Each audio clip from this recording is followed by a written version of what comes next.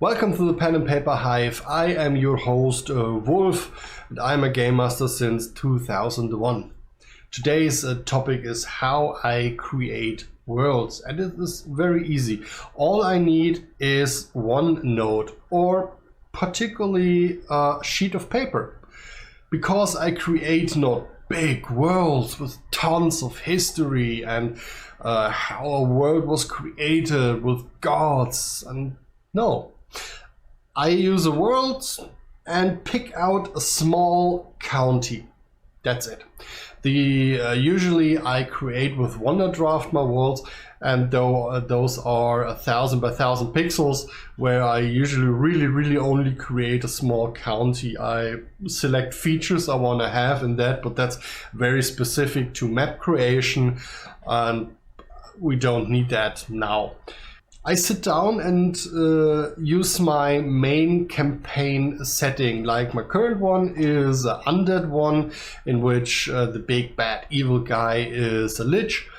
And I made up a story. Why is the lich there? What happened maybe 100 to 300 years ago? Why is the city founded? Why are there 2 settlements? And write that down. Just small notes, really, a paragraph or 2 paragraphs. You don't need more. The more you create, the more can be ignored and will be ignored, because most of the time you don't use that stuff.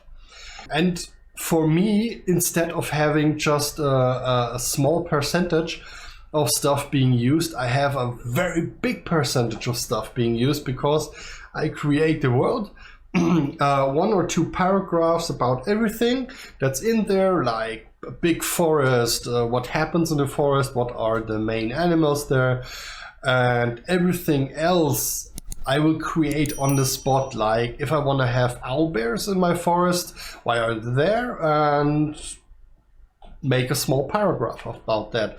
And when I'm done with that, the first big part, like 1 city or 1 to 2 settlements to support that city, which is usually why settlements exist. And my reasoning was like, okay, why is the city there? Write a small paragraph. Why is the settlement there? Write a small paragraph. And why is the second settlement there? Write a small paragraph. Really? At the end, what I want to say is, you should have, or I have, at least 1 to 2 pages of informations that are really needed, just to give the world breathing room.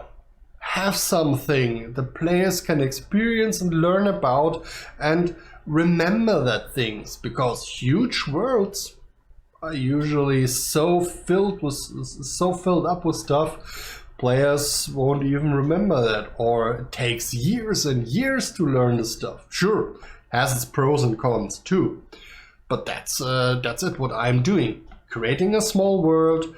Create a reason why it's something there, what makes it special, and write 1 to 2 paragraphs about every piece that I put down, and that's it. At the end I have a document which just is basically 1 to 2 pages with a couple of paragraphs that I wrote down, and that's all what I am doing. I leave a lot of room if a player wants to create something. As an example, one of my players created his family history with the history of the county in mind, and they intertwined, and he is now super invested in the world. And that's awesome for me too, because even if you have a small county, there is enough room for players to put their own small settlements in. Like, oh, I have a barbarian settlement. What is a barbarian settlement used for? Well, mercenaries. There were times when mercenaries were used a lot, and that's all. You don't need what was it 100 years ago, who is the leader of the tribe, why is he leader of the tribe. Just a small paragraph. And if you need more, and okay, my group is traveling to a place, for me, what I am doing, I'm just creating very small details that I'll need. But if you need something, you can create it on the spot And with the small paragraph you have written for the barbarian settlement, you now can expand it a little bit, a small paragraph now. That's all about it. I mean, you don't need to create huge worlds. If you want to create huge worlds, of course, there's much more to be known or to be learned for that. But usually, to get everything compressed again into final informations, I make a 1000 by 1000 map. I create for this map one city, sometimes 2 cities, and 2 to 3 settlements, and with small paragraphs. Why are they there? When were they founded, or why were they founded? And what makes this special? And for settlements is, why is the settlement there? And what it's, or with which resources does the settlement support the city? And then I create small points of interest, usually 2 to 3 points of interest, and write a small paragraph. Why is this point of interest known to be a point of interest? And that's it. These small paragraphs are very likely to be used and very easily to be remembered by your players. And then I'm done.